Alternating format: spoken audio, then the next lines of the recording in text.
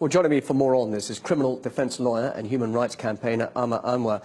Amma, so Theresa May has called for a full public inquiry into this, and as we've just heard, there are calls for the government itself to be held to account. So is it fair that the government should be scrutinised as well in that public inquiry? Absolutely. I think the whitewash has actually already begun. The very fact that Theresa May is talking about a public inquiry in any other country, we would be talking about a criminal investigation. Criminal charges being brought for corporate manslaughter. The fact that the Tory government sat for 4 years, 4 of her ministers knew that these buildings were vulnerable to fire. The fact that millionaires had this building clad in plastic in order that they didn't have to look at that building and they could sell luxury flats is unacceptable. People in that building had been saying for years that it would take a catastrophe for people to die. And let's be blunt here.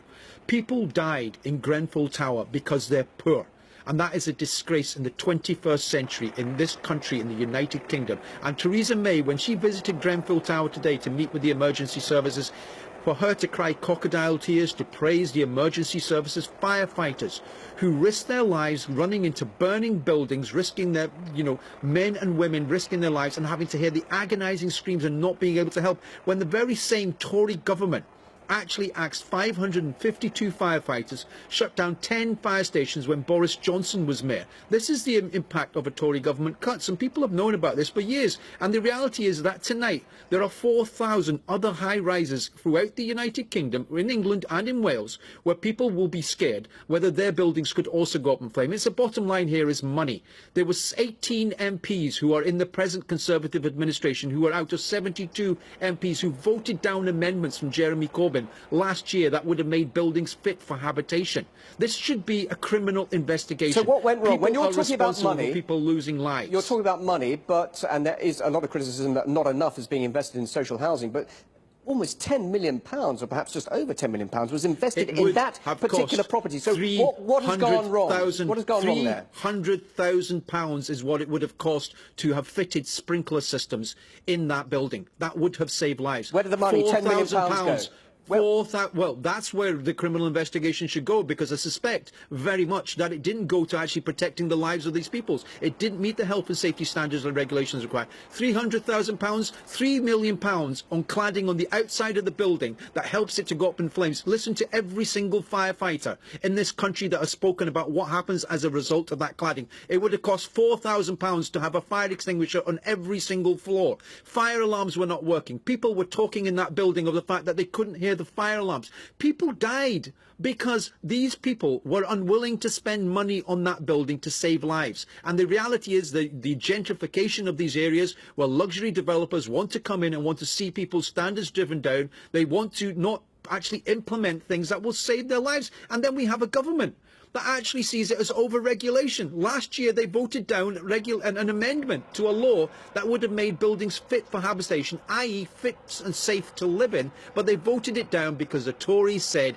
it was too much over-regulation. And God forbid that when we have Brexit coming in, what health and safety standards will be thrown out of the window simply because a bunch of land developers, and I'm being blunt here, I am extremely angry, as are many people in this country, because people, children, families died in that building. So, they Amma, Theresa May has promised that people will get answers. Will that public inquiry? Will that public inquiry answer those questions? No, those poor because when you have the government that is responsible for the cuts and the loss of lives, setting up what the parameters of the inquiry are, we are heading towards a whitewash of inquiry. I wouldn't trust Theresa May with any inquiry. It should be an independent inquiry. It's all very well for her to fix the judge. We should remember that the parameters of the inquiry are set by the Home Secretary or are set by Theresa May. That should not be in their hands, because we've had reviews before and nothing was done. By 4 successive ministers, nothing was done to save lives. And yet again, we now have another inquiry. How many more public inquiries? Don't ever forget the Bloody Sunday inquiry. Don't ever forget the Hillsborough inquiry. Inquiries where whitewash after whitewash after whitewash took place. What we want to see, and what families want to see, and those who are grieving want to see, is criminal investigations that get to the root of the problem and finds out who's responsible,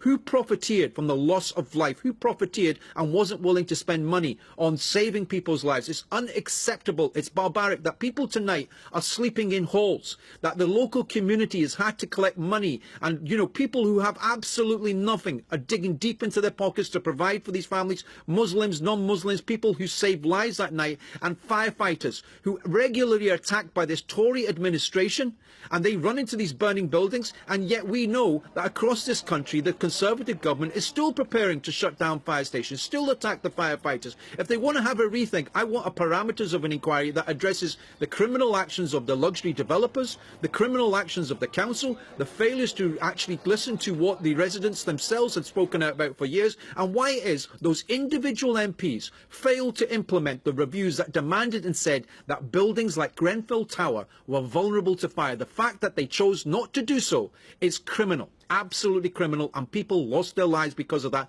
and Theresa May should resign. Anwar, thank you very much indeed for joining us live on RT UK.